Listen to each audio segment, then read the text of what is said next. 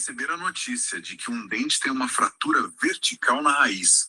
Isso, assim, soa como uma sentença de morte, né? Totalmente. A imagem que vem é a da extração fim de papo. Exato.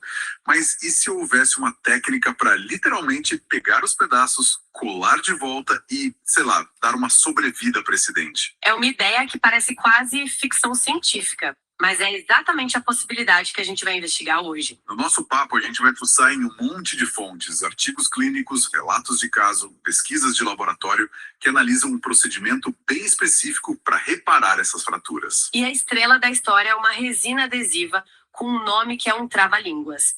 4-metamama TBB. O que a gente quer descobrir é, no fim das contas, isso dura? Esses dentes colados aguentam o tranco no dia a dia?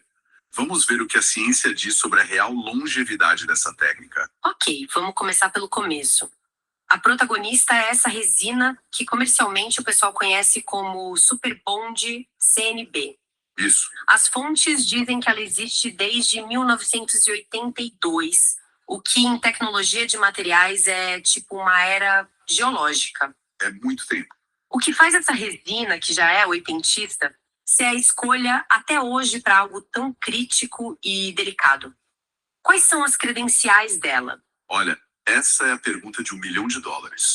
E a resposta está numa combinação de três características que juntas resolvem um quebra-cabeça bem complexo. 3 características. Ok, exato. Que muitos outros adesivos surgiram e foram reformulados dezenas de vezes nesse período, mas este se manteve consistente. E a primeira credencial, a mais fundamental de todas, é a biocompatibilidade. A regra número 1 da medicina, né? Primeiro, não causar mais danos. Exato. A gente está colocando material estranho dentro do osso, do lado de tecidos vivos, ele não pode ser um agressor. Exatamente. Ele não pode provocar uma guerra ali dentro. E tem um estudo de laboratório que a gente analisou que é bem claro sobre isso.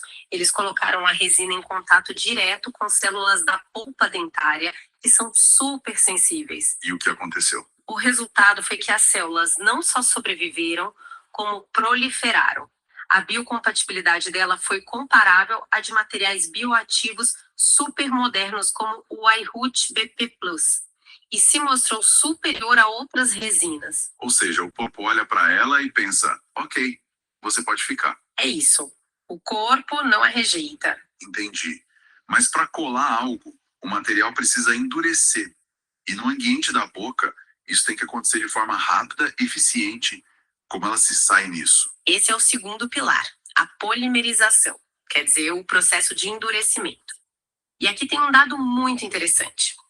Um estudo mostrou que essa resina atinge 82% de endurecimento em apenas 30 minutos. 82%? É. Uma resina mais convencional, a PMMA, chega a 66% no mesmo tempo. Parece uma diferença pequena. Mas imagino que esses 16% a mais façam uma diferença brutal. Total. É como um bolo que assa por completo e não deixa nenhuma parte da massa crua no meio. A massa crua, nesse caso, seriam os monômeros, as pecinhas químicas que não se uniram. Ah, entendi. E esses monômeros livres podem ser tóxicos, podem irritar os tecidos ao redor. Quanto mais completa e rápida a polimerização, menos massa crua sobra e mais seguro o material se torna. Faz todo sentido. E ainda tem um terceiro desafio, que talvez seja o maior de todos: o ambiente. A boca é úmida, tem saliva, e durante a cirurgia, claro, tem sangue. Sim. A maioria das colas que a gente conhece falha miseravelmente na presença de água. E é aí que vem a terceira propriedade, que é quase um superpoder: a tolerância à umidade e ao sangue. Diversas fontes que a gente analisou martelam nessa tecla. A capacidade de adesão dela não é, assim, significativamente afetada pela contaminação. Mesmo com um pouco de sangue ali. Mesmo com umidade ou sangue. Para um procedimento cirúrgico onde é quase impossível ter um campo seco como um deserto, essa característica não é só uma vantagem, é o que torna a técnica viável em primeiro lugar. Ok, entendi. O material é seguro, não briga com o corpo, endurece direito e não se abala com a umidade da boca. É um currículo impressionante. Sem dúvida. Mas a gente sabe que a mastigação é uma força brutal, repetida milhares de vezes por dia. a grande pergunta que fica é: essa super cola aguenta o tranco? A colagem não solta na primeira mordida mais forte? Sem dúvida, essa é a prova de fogo. A resistência mecânica do reparo e a capacidade de vedar a fratura contra bactérias são os fatores que vão ditar o sucesso a longo prazo. E é aí que a gente sai da teoria para a prática. Exato. E é aqui que os resultados de laboratório começam a ficar realmente surpreendentes. Tem um estudo em particular que avaliou a resistência à fratura que é muito, muito revelador. E o que ele fez? A metodologia foi bem direta. Pegaram 3 grupos de dentes. O primeiro era o grupo de controle, com raízes saudáveis, nunca fraturadas. O padrão ouro. Isso. O segundo grupo tinha raízes que foram fraturadas de propósito e depois coladas com o Superbond CNB. E o terceiro, também fraturado, foi reparado com outro cimento de resina. Depois eles aplicaram força em todos até quebrarem de novo. Um teste de estresse para ver quem era mais forte. E o resultado? O resultado foi que o grupo reparado com o Superbond CNB apresentou uma resistência à fratura que era estatisticamente Perto da do dente saudável. igual. Peraí, igual? E estatisticamente igual ao do grupo de dentes saudáveis. Deixa eu ver se eu entendi direito. Você está dizendo que o dente que foi quebrado e colado ficou tão resistente quanto um dente que nunca quebrou? Exatamente. Nossa, isso contesta toda a ideia de que algo remendado é sempre mais fraco. De ter a dimensão disso, é como pegar um vaso de cerâmica que se partiu ao meio, colar e depois descobrir que ele aguenta o mesmo peso de um vaso idêntico que nunca sofreu um arranhão. É um feito e tanto. Em termos de engenharia de materiais, é. E só para constar, o grupo reparado com outro cimento teve uma resistência significativamente menor. Isso é realmente notável. E outras pesquisas confirmam essa tendência. Sim, outra pesquisa chegou a um número bem específico, mostrando que a resistência do reparo atingiu 79,3% da força de um dente intacto. Quase 80%. É um resultado muito superior ao de outro material que às vezes é usado, o cimento de ionômero de vidro. Ou seja, os testes de laboratório mostram que a técnica tem o potencial de restaurar a maior parte da integridade estrutural da raiz. Impressionante. Mas a força não resolve tudo. Se a linha de colagem tiver frestas microscópicas, as bactérias vão fazer a festa ali dentro, né? Com certeza. Vão causar inflamação e a perda do dente. Como eles testaram a qualidade da vedação? O que é fascinante aqui é como eles testam isso, que a gente chama de microinfiltração. O estudo usou uma abordagem bem visual. Eles mergulharam os dentes colados num corante colorido. Para ver se entrava. Isso. A ideia é que, se houver qualquer fresta, o corante vai penetrar, manchando o interior. Depois, eles cortam o dente e medem o quão fundo o corante conseguiu entrar. E o nosso Super Bond conseguiu manter o corante do lado de fora. Ele foi o campeão. Comparado com outros materiais testados, a resina 4M TMA, TPP, foi a que permitiu a menor profundidade de penetração do corante. Então ela sela melhor. Oferece a barreira de vedação mais eficaz, o que, no mundo real, se traduz em uma proteção melhor contra a invasão bacteriana, que é uma das principais causas de falha. Certo. Então o cenário de laboratório é extremamente promissor. O material é biocompatível, forte e sela bem.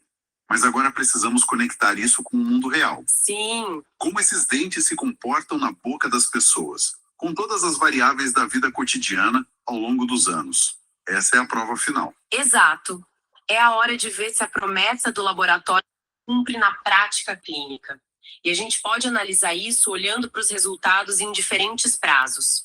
No curto prazo, digamos de 1 a 3 anos, o cenário é muito otimista. E o que as fontes definem como muito otimista? Quais são os números? Um dos principais estudos clínicos que encontramos acompanhou 21 pacientes, num período médio de quase 2 anos.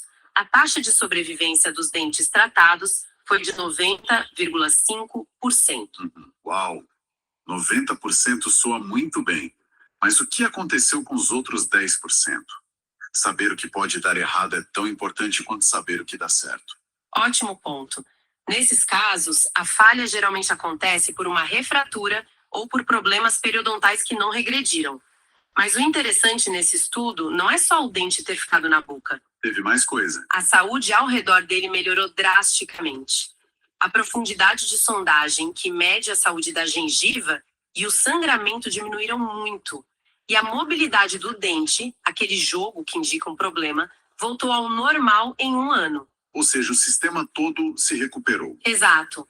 E a gente tem também um relato de caso bem detalhado de um pré-molar que 3 anos depois estava lá, totalmente funcional, sem dor, sem sintomas. Ok. Uma taxa de sucesso alta no começo é um ótimo sinal, mas o grande teste é o tempo. A colagem se sustenta depois de 4, 5, 10 anos. O que acontece no longo prazo? No longo prazo, os resultados continuam promissores, mas, como é de se esperar, surge uma variação maior. Uma série de casos acompanhou 6 dentes e relatou 100% de sucesso após uma média de 50 meses, ou seja, pouco mais de 4 anos. 100%. Nesses casos, lesões ósseas que existiam ao redor da fratura simplesmente cicatrizaram, sumiram nas radiografias. 100% é um número perfeito, mas é uma amostra pequena. E estudos maiores, com mais gente, o que eles mostram? Sim, para ter uma visão mais ampla, outras fontes que compilaram dados de vários estudos apontam taxas de retenção em 5 anos que variam de 59,3% a 85,7%. Nossa, essa é uma faixa bem larga. Quase 60% num extremo e mais de 85% no outro. Por que essa variação tão grande? Essa variação depende de muitos fatores: a seleção do caso, a habilidade do profissional, a saúde bucal geral do paciente e, principalmente, qual dente foi tratado e o tamanho da fratura. Faz sentido. Mas pense bem, mesmo no cenário mais conservador, onde quase 60% dos dentes ainda estão funcionando depois de 5 anos, estamos falando de um resultado incrível para dentes que tinham a extração como única alternativa. É verdade.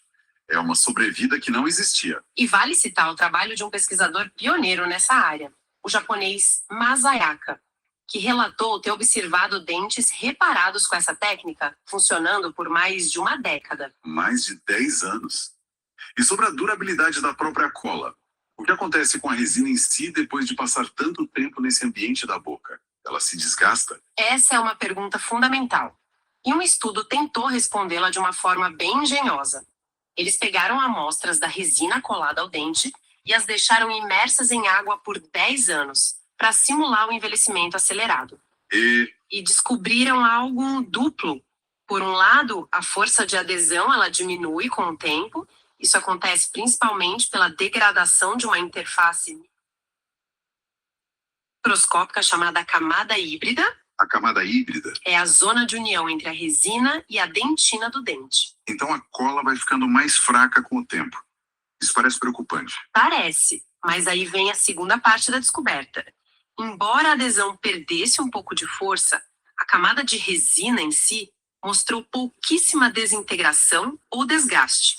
A estrutura principal do reparo se mantém muito estável. Ah, então o corpo da cola é resistente. Exatamente. E isso ajuda a explicar por que mesmo com um declínio natural da força de união, muitos dentes conseguem permanecer funcionais por tanto tempo. Entendi. A cola não se desfaz, mas a aderência na parede do dente pode enfraquecer. Beleza.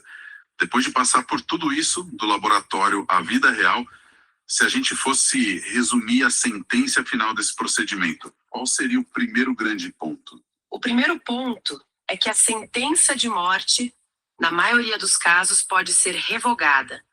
A colagem de raízes fraturadas com essa resina é, sim, uma modalidade de tratamento eficaz. As fontes a tratam como uma alternativa real à extração, especialmente para dentes com uma raiz só. Certo. E o sucesso dessa alternativa parece estar diretamente ligado às qualidades do material que a gente discutiu no começo, certo? Exatamente. E esse seria o nosso segundo grande ponto. O material não é bom por uma única razão, mas por uma combinação de fatores. Ele tem alta biocompatibilidade. O corpo aceita bem. Tem uma resistência mecânica, que pode chegar perto da de um dente que nunca quebrou. Que é incrível. E, crucialmente, tem uma capacidade de selamento superior, que barra a entrada de bactérias. É esse trio de qualidades que o torna tão adequado. Perfeito. Agora, a questão que todo mundo quer saber, a longevidade. Se a gente fosse dar uma expectativa realista baseada nos dados, o que diríamos? Esse é o nosso terceiro ponto. A longevidade é expressiva. No curto prazo, até uns 3 anos, podemos esperar taxas de sucesso altas, acima de 90%, com bônus de ver a saúde da gengiva melhorar. E a longo prazo? No longo prazo, 5 anos ou mais, os números mostram uma retenção que fica entre 60% e 85%. Isso significa que, para uma grande parcela dos casos, a técnica consegue manter um dente funcional na boca por muitos e muitos anos. Adia ou até evita a necessidade de um implante. Exato. E por fim, já que não é uma solução mágica, o que as fontes dizem sobre os fatores que inclinam a balança para o sucesso? O último ponto é justamente esse. Não é mágica, é ciência. O sucesso depende de condições ideais. As fontes sugerem que alguns fatores são críticos. Primeiro, a quantidade de estrutura dentária que sobrou. Quanto mais parede de dente, melhor. Isso. Segundo, um controle bacteriano rigoroso. E terceiro, na maioria dos casos, é fundamental proteger o dente reparado com uma coroa protética. Para ajudar a distribuir as forças. Exatamente. E claro, o acompanhamento periódico é inegociável para monitorar a saúde do dente. Então, para fechar a nossa conversa, fica claro que, embora não seja uma garantia para todos, a evidência mostra que essa técnica é uma ferramenta poderosa, capaz de oferecer uma segunda chance real a um dente que estaria condenado. Exato. E isso me deixa com um pensamento final para reflexão, algo que as fontes tangenciam e que aponta para o futuro. O que seria? Elas indicam que, em certas condições, é possível observar uma regeneração do cemento, que é a camada de tecido vivo que reveste a raiz do dente, crescendo por sobre a linha de resina. Espera, tecido original do corpo se refazendo em cima de um material artificial da cola? Sim, exatamente. Isso levanta uma questão fascinante.